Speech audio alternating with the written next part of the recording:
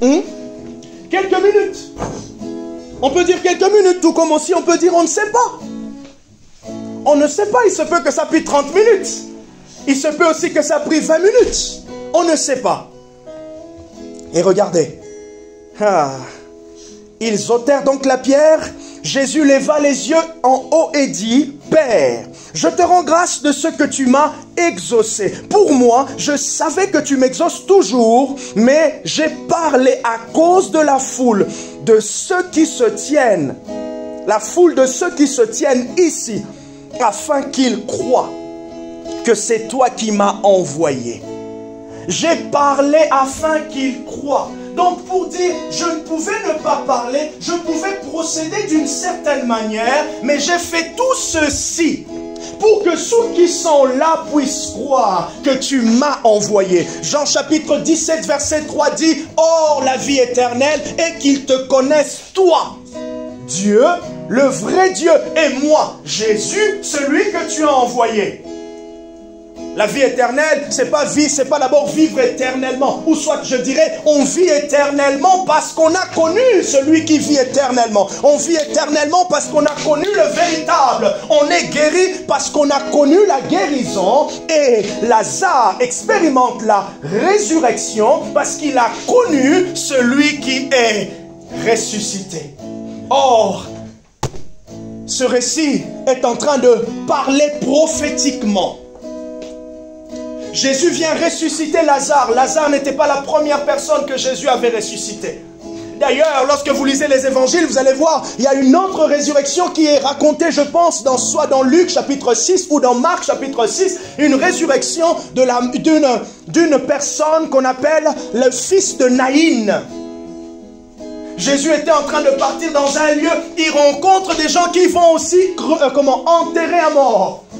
Et cette femme, je ne sais pas ce qui s'est passé, mais elle s'adresse à Jésus et Jésus guérit son fils. La Bible dit, il venait de mourir.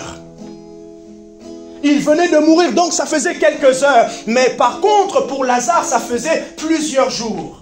On sait qu'une heure, plutôt un jour à combien? 24 heures. Donc Lazare, ça faisait 24 fois 4. Les mathématiciens, ça fait combien? C'est que j'aime en France, quand on commence à parler des mathématiques, tout le monde s'énerve. Tout le monde devient un peu... Mais on a un économiste ici. Tu as pris ton portable ou... Ouais. Ah, tu as commencé à prendre déjà le brouillon. Non, je rigole. Donc 24 fois 4, ça fait 96. Ça faisait déjà 96 heures. Depuis que... Lazare était mort, 96 heures.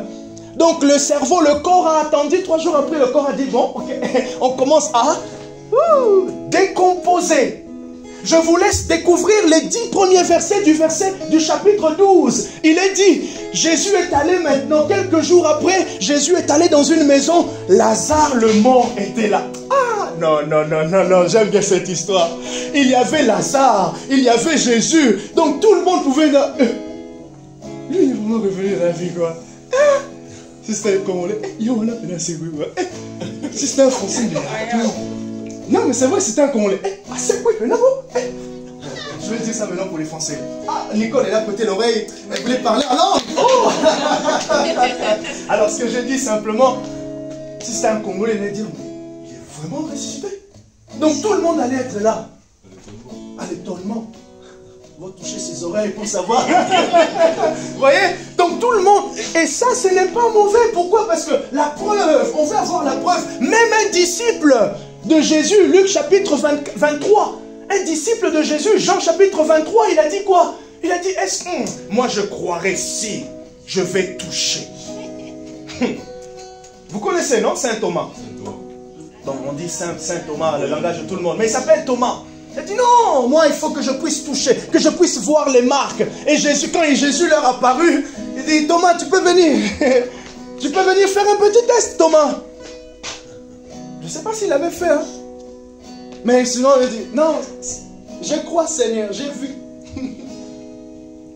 Ce n'est pas mauvais. Ce n'est pas mauvais de pouvoir demander les preuves. Ce n'est pas mauvais de pouvoir demander les preuves. D'ailleurs, Dieu est un Dieu qui donne les preuves. D'ailleurs, Dieu est un Dieu qui se confirme par les preuves. Bien sûr, on dit que Dieu n'existe pas. Oh Seigneur, je chasse cet esprit au nom de Jésus, pasteur. Oh!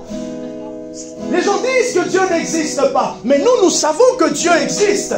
Comment est-ce que Dieu existe? Parce qu'il y a une preuve. La preuve de son témoignage dans nos cœurs au travers du Saint-Esprit. Romains chapitre 8, verset 15. L'Esprit témoigne en notre esprit que nous sommes enfants de Dieu. Si le Saint-Esprit arrêtait cela, si le Saint-Esprit avait un court-circuit, rien n'allait se passer. On ne croirait plus. On ne croit pas parce qu'on est persuadé. On ne croit pas parce qu'on vient d'une famille chrétienne. On ne croit pas parce qu'on est né dans un pays comme la France, profondément catholique. C'était ironique. Non, on ne croit pas à cause de ça. On croit parce qu'il y a un témoignage qui vient là, qui vient s'installer. Et c'est ce témoignage-là qui ôte tout orgueil. C'est ce témoignage-là qui brise l'orgueil naturel de l'homme envers Dieu. Nous n'avons pas voulu cela. Mais Adam, le premier Adam, a fait. À ce moment-là, on pouvait dire, waouh, c'est presque irréparable. Mais aux yeux de Dieu, il y avait une réparation qui allait arriver au travers du Messie. Pendant que le premier Adam était en train de tomber, Dieu savait que le second Adam allait venir. Le second Adam qu'on appelle Christ. 1 Corinthiens chapitre 15 à partir du verset 45 jusqu'à la fin. Le second Adam, le premier il est tombé, le deuxième n'est pas tombé. Le premier était faillible, le deuxième il est infaillible. Le premier n'a pas accompli totalement la loi de Dieu. Le premier n'a pas accompli totalement ce que Dieu voulait. Mais le deuxième, le second Adam, qui est Jésus, a réalisé ce que le cœur de Dieu attendait. Et c'est le second Adam que nous confessons, que nous sommes en train de célébrer aujourd'hui. Ah, Glosamana. Alors, ne t'ai-je pas dit, si tu crois, tu verras la gloire de Dieu. Mais avant cela, Jésus a dû ôter la pierre. Ôter la pierre. C'est là où je vais insister ce matin et terminer en 15 minutes. Ça fait déjà 12 minutes. Ôter la pierre, a dit Jésus. C'est intéressant. Essayez d'imaginer, essayons tous d'imaginer.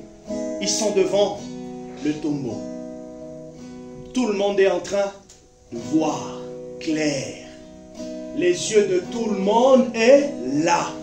Les familles, tout le monde sait que Lazare est mort. Quel était le signe, ma première question? Quel était le signe de la mort de Lazare? Vous pouvez répondre. Et bien entendu, je sais que Fontaine va répondre parce que Fontaine, c'est un très bon élève, très bon étudiant. Quel était le signe de la mort de Lazare? Le signe extérieur. Qu'est-ce qui attestait que Lazare était mort? Sa sœur a dit qu'il puait déjà. Voilà, sa sœur a dit qu'il puait déjà. Donc même le fébreze était incapable de pouvoir atténuer l'odeur. Il y avait l'odeur de la mort. Un autre signe. Il a fait 4 jours. Il a fait 4 jours dans le tombeau. Le lieu de Lazare, ce n'était plus sa maison. Peut-être qu'il venait de finir de payer le prêt. Peut-être qu'il venait de finir de payer le prêt. Il avait laissé une piscine. Il était venu à Alliance Piscine juste en bas. Là, il a pris un jacuzzi. Il venait de l'acheter. Mais non, non, c'est fini Lazare. Il a changé de localisation. Deuxième et au troisième. Quel était le signe? Il ne respirait plus. Il ne respirait plus. Est-ce que quelqu'un peut me donner un verre d'eau, s'il vous plaît? Il ne respirait plus. Un autre signe. Les pleurs autour de sa famille plus proche et même des amis. Les signes de la mort. il y avait le tombeau. Un lieu. Maintenant,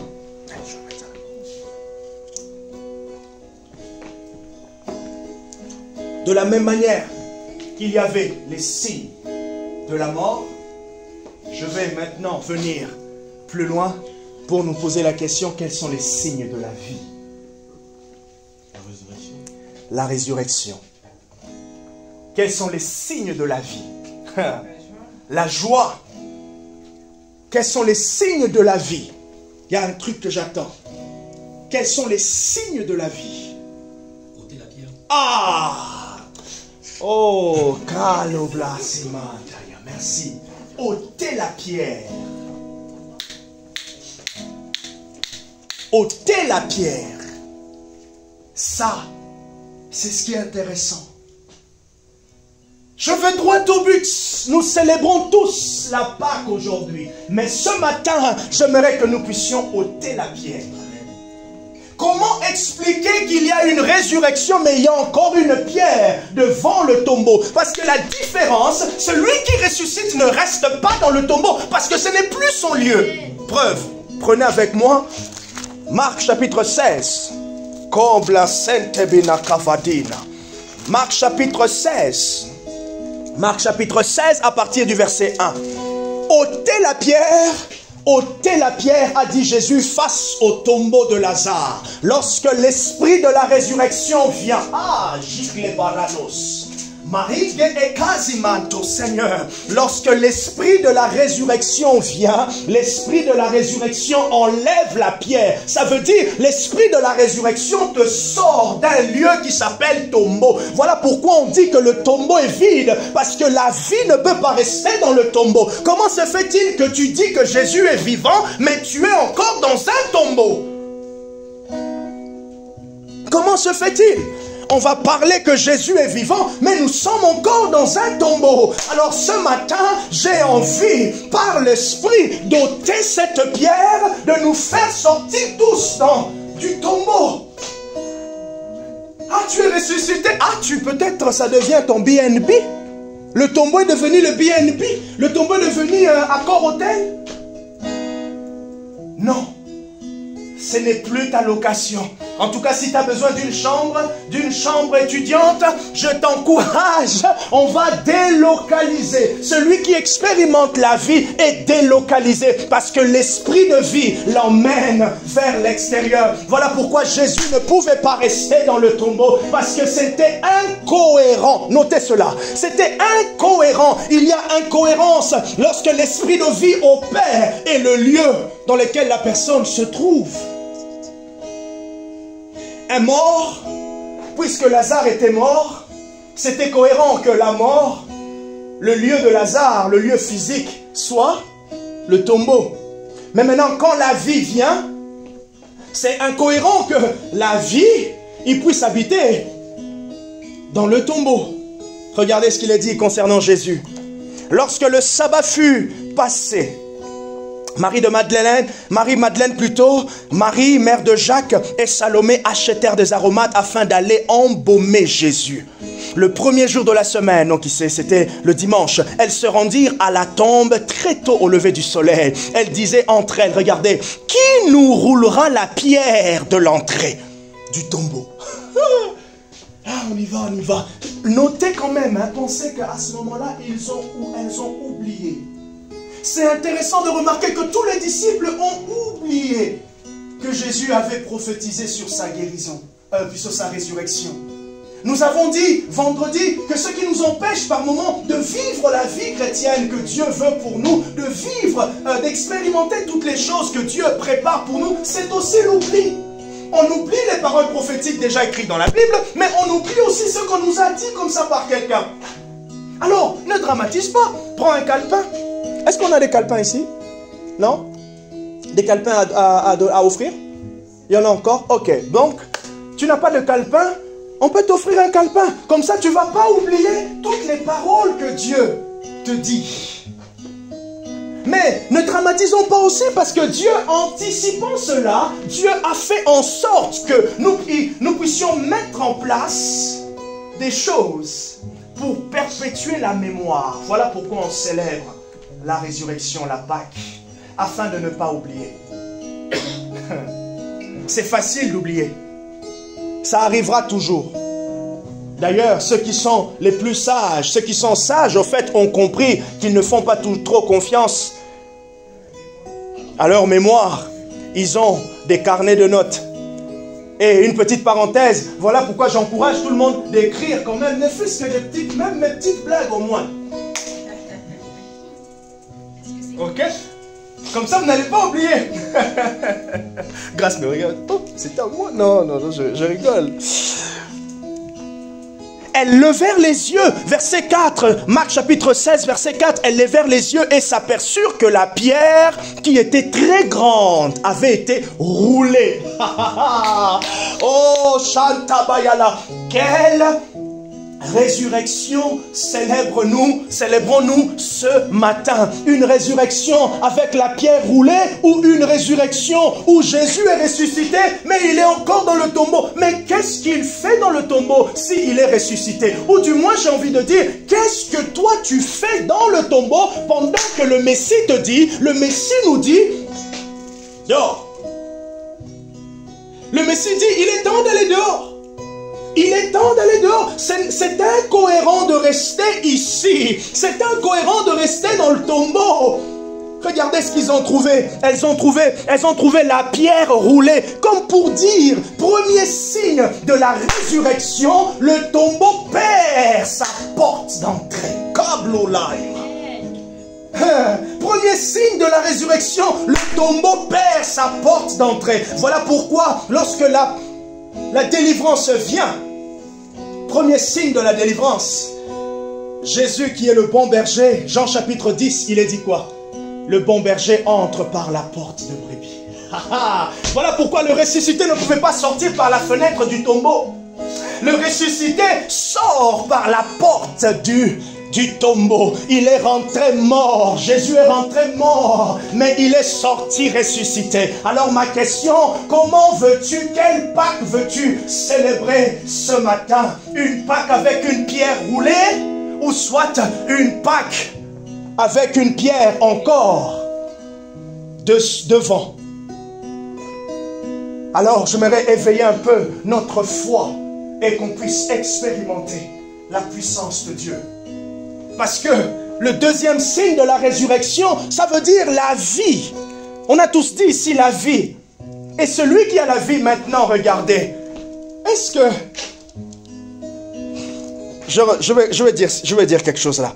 Verset 6.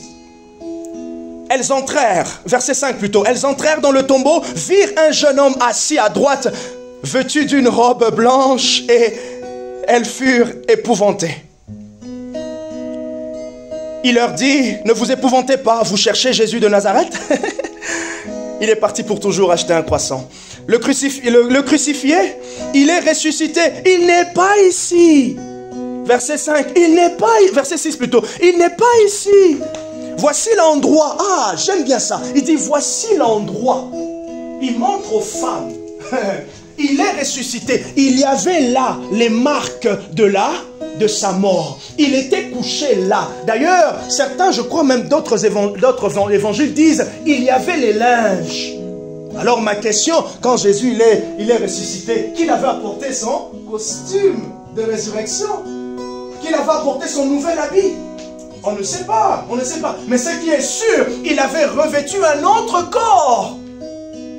Oh, la résurrection. Quelle résurrection célébrons-nous ce matin? Alors, quel type de pierre on peut ôter ce matin? C'est la pierre de l'incrédulité, la pierre de la peur, la pierre du doute, la pierre de la maladie. Tout ce que vous pouvez citer. Ce matin, j'aimerais ôter la pierre. Ce matin, j'aimerais que nous puissions ôter la pierre. Parce que je ne veux pas que l'on vienne ici, on célèbre, on mange des gâteaux et puis on part avec les pierres aussi grandes, aussi bien roulées.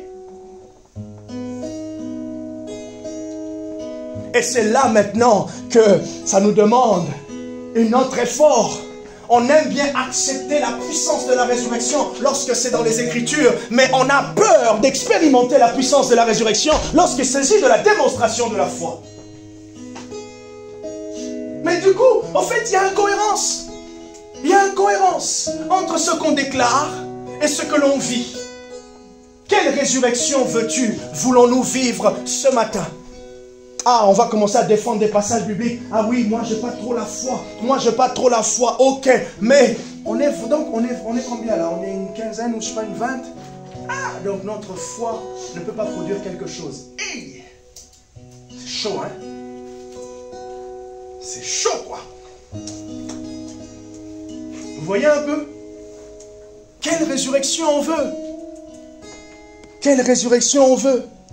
J'aime bien. Je suis enseignant et des fois, vous savez, quand vous parlez, vous enseignez, tous, on sait que la théorie c'est bien, mais quand on ne pratique pas, on est limité. Et d'ailleurs, des fois, on nous reproche, ah, trop de théorie. Le pire, c'est quand tu donnes une formation avec quelqu'un qui est professionnel et la personne n'a pas vu le lien entre ce que tu lui as enseigné et sa vie. Le boulot qu'il attend. Ah, je vous assure, le commentaire qu'il va te mettre. Ah, ça va être destructeur. Alors, je nous pose la question. Qu'est-ce que tu veux ce matin?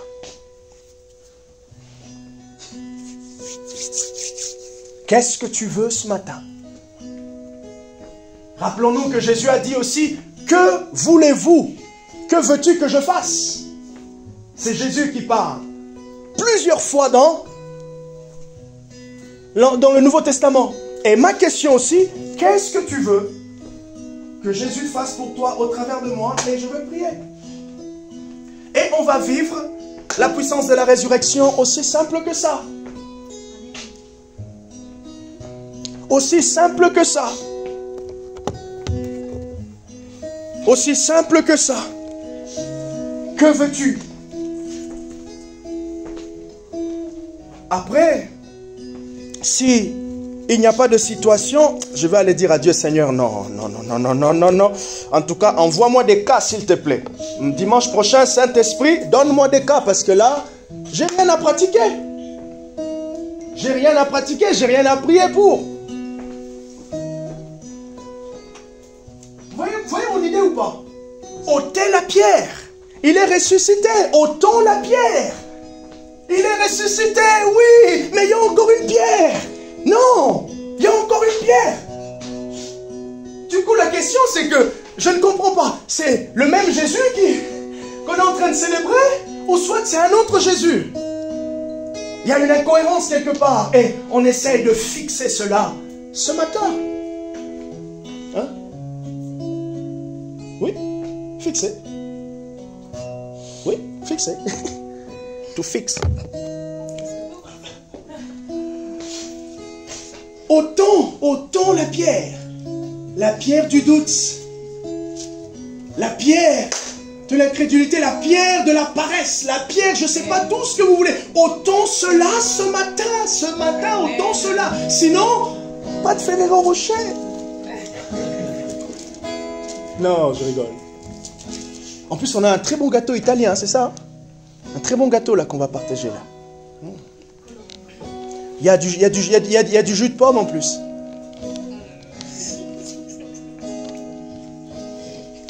Est-ce qu'on peut cacher les jus là? Ôtons les pierres. Ôtons les pierres. Et voilà. J'ai terminé. Je suis prêt à ôter la pierre maintenant. Je suis prêt à ôter la pierre. Paul a dit, 1 Corinthiens chapitre 2, à partir du verset 5 jusqu'au verset 6, au verset 4, au verset 5. Il dit, ma foi et ma prédication ne reposaient pas sur des discours persuasifs de la sagesse, mais sur une démonstration d'esprit et de puissance. C'est pas pour faire du spectacle ou se vanter. Il dit, afin que votre foi repose sur la puissance de Dieu.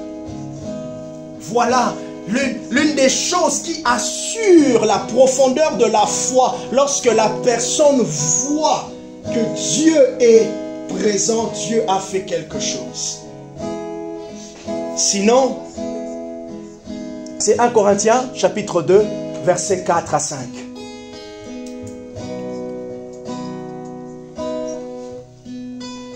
Et voilà.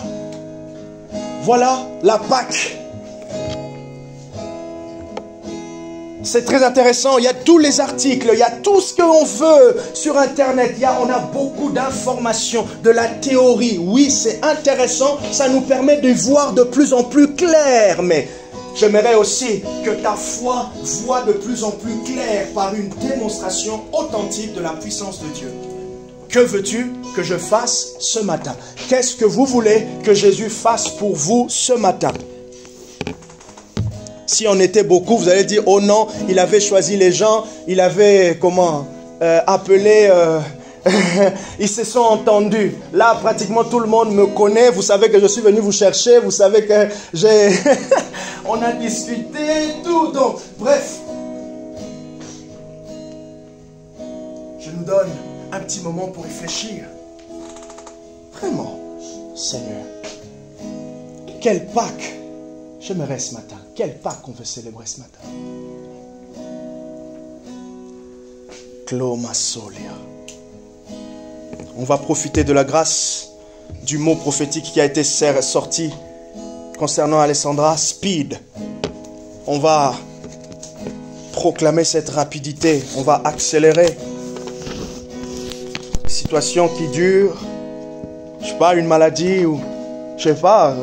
Quelque chose qui est chronique, les médecins ne savent plus, tac, tac, tac. Bref, on va prier, on va briser cela maintenant. Et après, tu prends le rendez-vous chez le médecin et tu vas poser la question au médecin si ça changeait. Et si ça n'a pas changé, tu viens me voir encore la prochaine fois. Tu me dis, pasteur, non, ça n'a pas changé. Ok, c'est pas grave. Je dirai à Dieu, Seigneur, je vais prier encore. Il y a 2 semaines, nous sommes allés avec Pregma et Rodrigo dans une église. On a prié. J'ai prêché, je reçois une parole de connaissance, une jeune demoiselle, s'il te plaît, vas-y. Elle avait un attel sur son pied droit.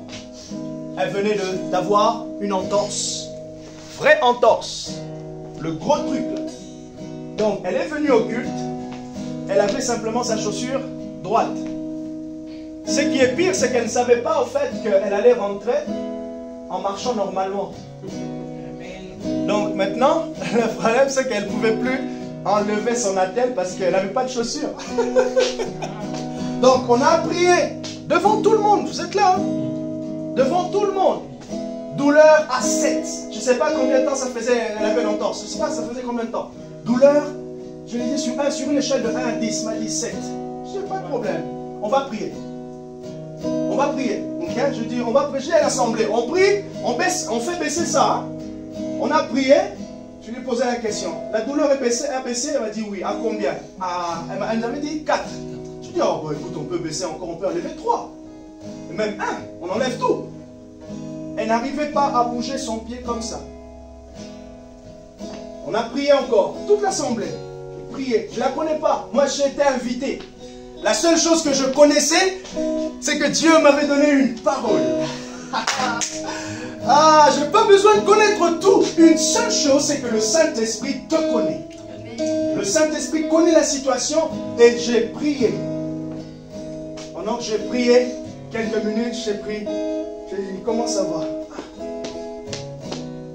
Il fallait qu'elle réalise. D'accord, ok. Est-ce que tu peux marcher?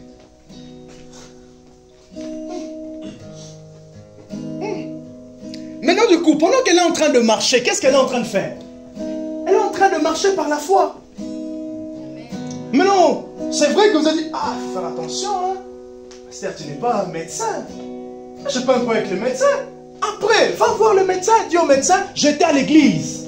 Le dimanche, on a prié pour moi, je vous assure, je n'ai plus mal. Si le médecin dit, madame, je dis, médecin, contrôlez quand même. Oui, mais est-ce que le pasteur t'a dit que ne n'est pas aller chez le médecin? Non. Du coup, toi, si tu veux. D'ailleurs, hein, c'est même comme ça qu'on fortifie la foi. Mais maintenant, souvent, ce que nous, on aime, c'est que... Ah, en réalité, c'est que ça s'est passé à l'église. Quand je suis à la maison, la douleur va revenir. Parce que la douleur était cachée dans le placard. Non. C'est ça la foi. Une ferme assurance des choses qu'on espère. Une démonstration de celles qu'on ne voit pas. Et la dernière fois, qu'est-ce qu'on a dit? On a dit, ce qui casse la foi, c'est quoi? C'est la religion. Et c'est comme ça qu'on est religieux. Vous aimez toujours les religieux dans le sens que, oh, tu as prié d'une forme. Non, tu es religieux. Tu crois, tu fais pas ce que tu crois. Tu es religieux. Non. Elle a marché. Et regardez même moi. À la fin, je dis, oh, je lui ai posé la question. Mais pourquoi tu gardes encore ton attelle?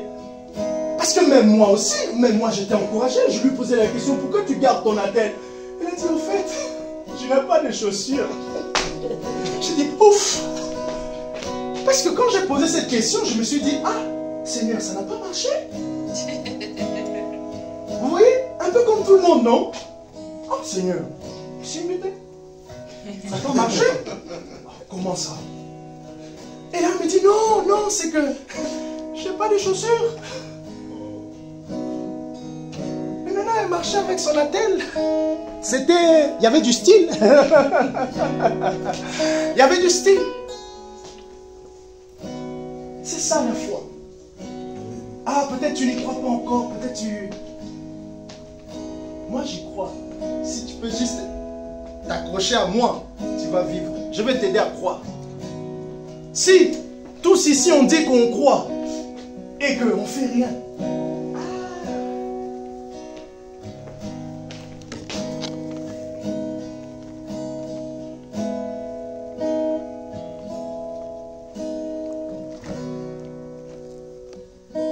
je me retire. J'arrête. WSM va fermer. Parce qu'on va être très religieux. Ah, tu as prié en langue, mais qu'est-ce que la prière en langue a fait? La prière en langue n'a pas travaillé la foi. La prière en langue fait beaucoup de choses. Beaucoup de choses. La prière en langue peut te fortifier dans ta foi. La prière en langue peut travailler le côté de la sanctification intérieure. La prière en langue réveille beaucoup de choses. Mais maintenant, quand la foi aussi est fortifiée, tu es audacieux. Qui est celui quel est cet étudiant qui sait qu'il a son diplôme validé? Tu peux t'asseoir, merci. Il a son master validé et il reste là avec son diplôme. Il regarde les offres d'emploi, il dit, ça va venir chez moi. Tu as ton master. Tu vas sur France Emploi. Oh, c'est beau. Oh, salaire annuel. Oh, tu restes là avec ton diplôme. Non. Ça veut dire, nous aussi parfois, on reste avec nos acquis des versets bibliques. Mais on n'a pas testé ces versets bibliques-là pour savoir jusqu'où ces versets bibliques peuvent aller. Vous voyez? Et je vous assure, nous sommes tous candidats à expérimenter la puissance de Dieu, mais nous sommes peu à faire le pas de l'expérience.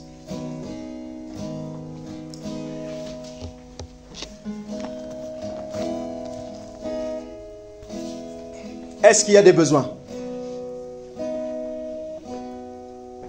S'il n'y a pas de besoin, c'est pas grave. Je vais dire à Dieu, Seigneur, je pense qu'il faut que tu envoies des gens parce que je n'ai pas de besoin. Ou sinon, on va aller sur le prophétique. On va aller maintenant. Vu que vous avez fermé vos bouches, moi, mes oreilles sont ouvertes. Donc, le Saint-Esprit va me chuchoter à votre place. Comme ça, je vais aider votre foi. Ça marche. Oui. Alors bien sûr, j'ai des besoins pour moi. Je sais que Dieu agit, mais j'aimerais qu'on prie pour un de mes fils. D'accord. Pour Alexandre. Ok. Celui qui est Oui, voilà. venu. Ok. Ça fait 15 jours qu'il est en clinique à Tours. Ok. Pour tout ce qui est problèmes psychologiques, machin, etc. Et ils ont découvert qu'il était bipolaire. Ok. Donc lui, ça le rassure, il avait peur de plus. D'accord. De plus grave.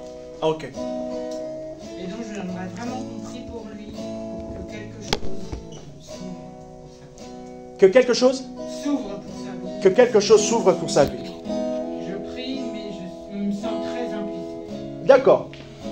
Et j'aimerais vraiment qu'il y ait un déclic. Oui. Alors, une chose que je fais jamais, Ce matin, j'ai été poussée à faire une vidéo pendant qu'il y avait la louange. Ouais. Je lui ai envoyé. Ok. Parce qu'il sait que j'étais là ce matin. D'accord. Je voulais qu'il sache. Ok. Et je Gloire. voudrais qu'on prie pour lui. D'accord. Ok. On va prier pour lui. Mais qu'est-ce qu'on dise concrètement que tu puisses toucher? On va demander la guérison. La guérison de la bipolarité. Il reste à l'hôpital pendant combien de temps? 15 jours, 3 semaines, un mois, on ne sait pas. 15 jours, 3 semaines, un Sous mois. médicaments, et d'après ce qu'on lui a dit, il serait sous mes médicaments toute sa vie. Toute sa vie. Ah, mais voilà. Nous, on va arrêter ça. Voilà, nous, on va refuser. Toute sa vie sera sous médicaments. Nous, on va changer ça. Et il a demandé aussi peut-être à passer en contrat thérapeutique en mi-temps. D'accord, d'accord. Ok. Bon. Quand est-ce que tu veux qu'il puisse sortir? Tant mieux, l'hiver, c'est pas moi. Non, en tout cas, là, c'est nous qui allons dire à Dieu, Seigneur, dans une semaine, on veut qu'il sorte. Dans une semaine et demie, dans 2 semaines, on veut qu'il sorte. On veut maintenant. On veut maintenant. Il n'y est pas là. Ah. Il est en week-end, il est censé repartir ce soir. Ah, alors à l'hôpital? Oui. D'accord, ok, bon. On va raccourcir son séjour. Oui, voilà, c'est ça. D'accord, on va raccourcir son séjour, mais de manière précise. Donc, il va revenir sûrement mardi. Ok. Là, nous sommes quand? Nous sommes le 31, le 1er avril. Donc, s'il rentre le 2, le 3. Ok. Je ne sais pas combien de temps ça dure, mais j'aimerais que la semaine, le dimanche, pas ce dimanche ici, le dimanche 14, que tu nous dises que les médecins ont refait la vérification. Il n'a pas besoin de rester à l'hôpital. Ok? Comme ça, notre prière est précise et claire. Ça marche? Et nous prions tous ensemble. Nous prions pour Alexandre.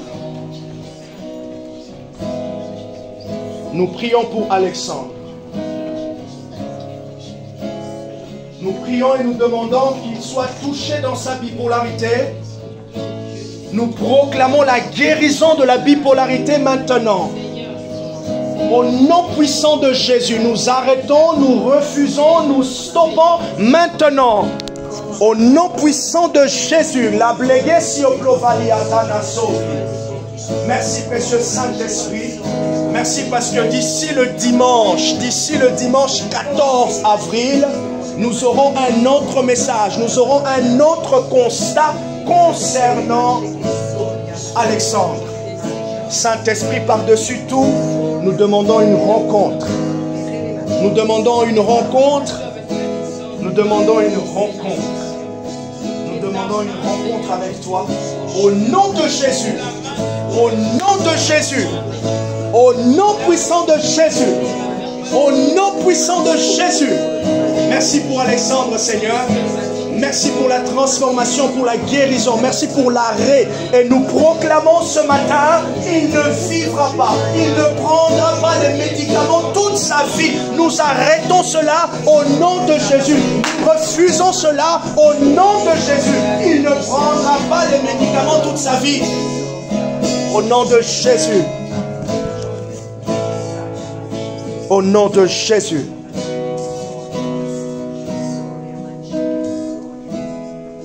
Il y a une dame qui s'appelle Karine Jude Montgomery. Une femme de Dieu qui a expérimenté, qui est rentrée dans le ministère de guérison. Comment ça s'est passé? Elle avait reçu des lettres, des journaux. C'était dans les années 60, 65, 70 par là. C'est une Américaine. Elle avait eu connaissance du ministère d'une autre dame qui s'appelle Maria Woodworth Ether. Une Américaine aussi, une forte évangéliste. Et elle a lu les témoignages de guérison. Pendant qu'elle lisait ces témoignages de guérison, elle souffrait, je crois, de la tuberculose. À ce moment-là, la tuberculose était vraiment très présente. Elle a lu le témoignage de quelqu'un qui a été guéri. Elle envoie une lettre, elle écrit à cette servante de Dieu. cette servante de Dieu recevait à ce moment-là, les gens recevaient des lettres pour prier pour la guérison. Et quand ils sont guéris, ils envoient aussi les réponses. Donc quand la dame elle a reçu, donc Maria Woodorf a reçu, elle a prié pour cette dame a été guérie. Quand elle a été guérie, elle envoie une lettre à cette dame-là. Elle envoie une lettre à cette dame pour lui dire, j'ai expérimenté la guérison. Cette dame, Carrie Jude, elle a cru en Jésus et c'était son fer de lance. Vous venez dans ces réunions, elle vous prêche Christ, vous êtes malade, vous repartez avec la guérison. Amen. Vous savez, il y a des histoires quand on lit. On suivait une émission américaine et on était avec quelques jeunes à la maison, c'était en 2020, 2021 comme ça. Et il parlait de l'expérience d'une personne, chaque matin, dans son temps avec Dieu. Dieu lui dit ce qu'il veut qu'il fasse. Donc c'était tellement trop fort surnaturellement qu'un de jeunes a dit non, ça c'est pas vrai. C'est quoi la morale de l'histoire? Généralement, c'est facile pour nous tous de pouvoir juger. Non, pas juger. D'avoir, je vais utiliser l'exemple de l'angle de vue. Regardez la caméra, mon portable. Si je me mets ici, il me voit. Si je me mets là, est-ce qu'il me voit? Non. Je me mets là. Il ne me voit pas. Tout dépend de l'angle de vue dans lequel tu te trouves. Anne-Marie me voit, mais elle me voit diagonale. Vous me voyez, mais vous me voyez comment? Un peu en diagonale, si je me déplace de face, vous voyez? Tout dépend de l'angle de vue. Et la foi, c'est ça aussi. Et l'angle de vue, c'est quoi? Ce sont les témoignages autour. Ce sont les expériences que tu vis avec Dieu. Et tout ça, ça constitue des éléments pour assurer une vision claire. Par-dessus tout, bien sûr, la parole de Dieu.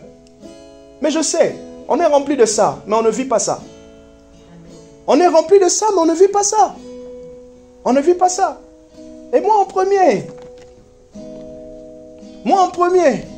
Juste ce petit audace. Ce petit courage de dire, Seigneur, je fais le pas. Et je vous assure, on n'est pas plus que cette femme à la perte de sang. On n'est pas plus que ceux qui est inscrit ici dans la Bible. Toutes ces personnes, toutes ces histoires de guérison, on n'est pas plus que eux. Le pas qu'ils ont fait, le courage qu'ils ont eu, c'est le courage que Nicole vient d'avoir. Ok? On va aller pour terminer. Bienvenue à la Pâque. Ça marche? Moi, je viens cliquer pour voir. Ok. Alors, je connais déjà 2 ou 3 trucs. Que veux-tu que Jésus fasse pour toi? Je me redonne ma confiance en moi. D'accord. Comment est-ce que tu sauras que tu as confiance en toi? Très bonne question. Comme je ne l'ai jamais eu, je ne peux pas le dire. De manière pratique, de manière pratique. Je pense que j'arrêterai de le voir faire bien aux autres. Ok. C'est plus un ressenti. Plus un ressenti. Ok. Ça marche. La confiance en soi. En toi.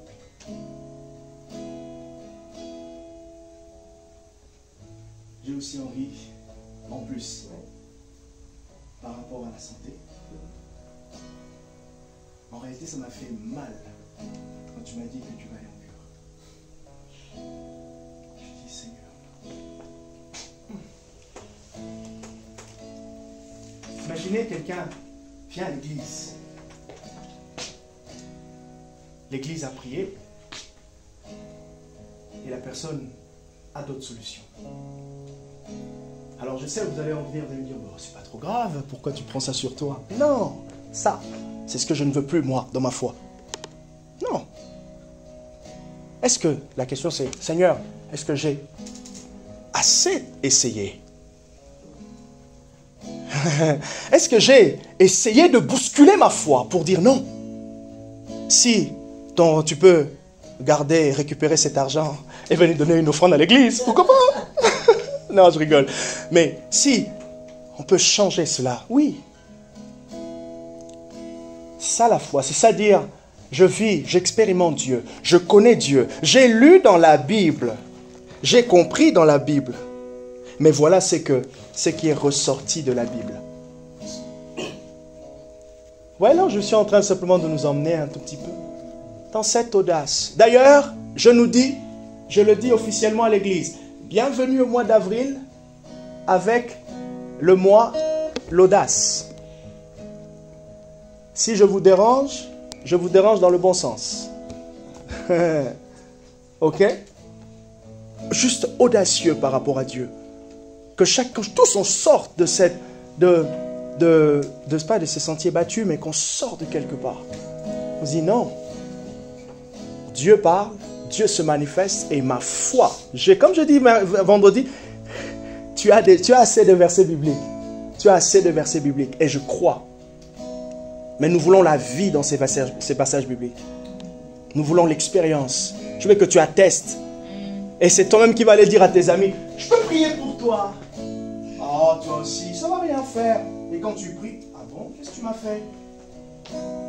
Tu regardes une situation, tu dis non Seigneur, je change ça. La mairie m'a dit ça, mais je change ça. Moi, je ne crois pas. Moi, je ne vois pas pourquoi. Voilà, te lève d'une autre manière. Au moins, tu testes les muscles de ta foi. Quel est ce chanteur qui ne sait pas le cordeau de sa voix? Je ne sais pas si ça se dit, mais l'étendue de sa voix, qui n'arrive pas à maîtriser sa voix. Comment elle va maîtriser sa voix? Parce qu'elle fait des tests de chant. Comment tu vas savoir que ce dernier temps, tu dois rentrer fortement en jeûne pour fortifier ta foi? Lorsque tu es dans une situation, tu dis, j'ai fait ça, j'avais la foi, mais j'ai été buté dans ça. Je rentre dans ma chambre de prière. Seigneur Jésus, je reviens en jeûne parce que j'ai prié. Moi, je crois que Anne-Marie pouvait faire quelque chose. Alors là, je n'ai pas vu, mais ce n'est pas de mon côté. Seigneur, je viens encore. Je te loue, Seigneur, dans ce jour de jeûne. Tu termines. Tu dis, Anne-Marie, comment ça va? Est-ce qu'on peut encore prier? Le christianisme des apôtres. Quelle résurrection on veut?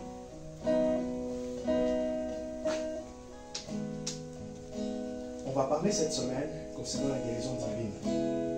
On va parler cette semaine concernant la guérison divine. Je change le rapport maintenant. Je change le rapport maintenant. Au nom de Jésus. Je change le rapport maintenant. Au nom de Jésus. Merci Seigneur pour la guérison. Merci Saint-Esprit de lui donner l'assurance de la foi. L'assurance dans l'estime de soi. Maintenant. Maintenant. Maintenant. Maintenant. Au nom de Jésus. Au nom de Jésus. Au nom de Jésus. Au nom de Jésus. Maladie héréditaire. Maladie héréditaire. Au nom de Jésus. Esprit d'infirmité. Au nom de Jésus. Allez lâche. Allez quitte. J'ai dit esprit d'infirmité. Allez quitte. Allez quitte. Allez quitte. Allez quitte. Au nom de Jésus. Plus jamais dans son corps. Plus jamais dans sa famille. Plus jamais dans son corps. Plus jamais dans sa famille. J'ai dit maintenant. J'ai dit maintenant. J'ai dit maintenant. Au nom puissant de Jésus. J'ai dit maintenant. On arrête. Maintenant on stop. Fini. Fini. Je change. Je change ce rapport. Je change ce rapport. Je change ce rapport maintenant, précieux Saint-Esprit. Merci pour tout. Merci pour tout. Merci pour tout. Merci pour tout. Merci pour tout. Merci pour tout. Merci Seigneur. Merci Jésus. La gloria. Sigleno la gloria sanclamina moria. Au nom de Jésus soit guéri. Au nom de Jésus soit guéri. Au nom de Jésus soit guéri. Là où l'ennemi avait emmené son couteau, là où l'ennemi avait emmené son épée, j'enlève cela dans ta santé, j'enlève cela dans tes os, j'enlève cela dans tes muscles, j'enlève cela. La santé divine est aussi ta part. Le courage est aussi ta part. Le courage, l'estime de soi est aussi ta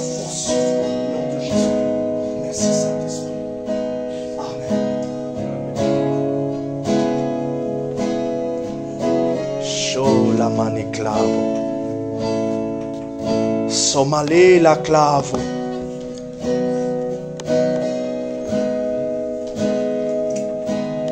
Semene la celia clavo, Santa Yabe la manta clavo. In Jesus' mighty name.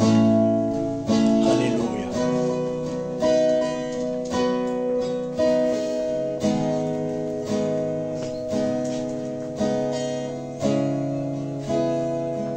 La foi est une ferme assurance. Vas-y, Rodrigo. Rodrigo. La foi est une ferme assurance. Une ferme assurance. Des choses qu'on espère. Une démonstration de celles qu'on ne voit pas. Ferme assurance présente. Des choses qu'on espère. Démonstration présente et future. Tu espères quelque chose que tu n'as pas encore touché, mais maintenant tu la présentes. Maintenant tu l'as. C'est la Pâque que je voulais qu'on puisse expérimenter. C'est la Pâque que je voulais qu'on puisse se souvenir et que l'on soit authentique dans notre approche de Dieu. Que l'on soit courageux et audacieux dans notre approche de Dieu.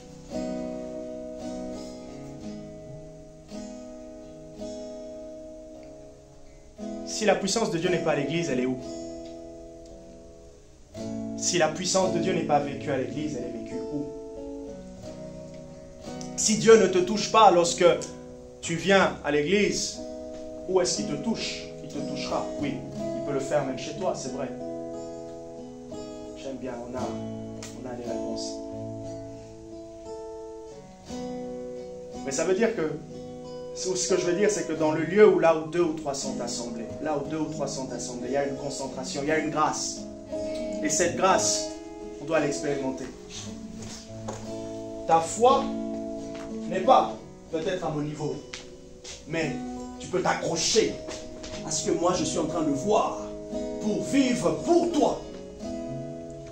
Mon frère Panish, c'est ta première fois. Que veux-tu que je fasse? Que veux-tu demander à Jésus? C'est peut-être devant tout le monde. Tu peux me le dire à la fin, si sens-toi à l'aise, hein, tu peux me le dire même à la fin.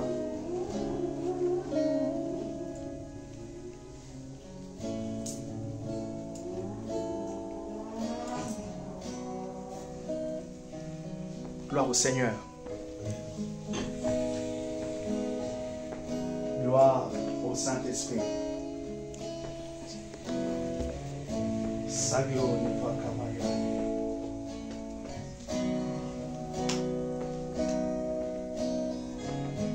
Yabasholi amanasoli. E la bloli amasholi santa e blada.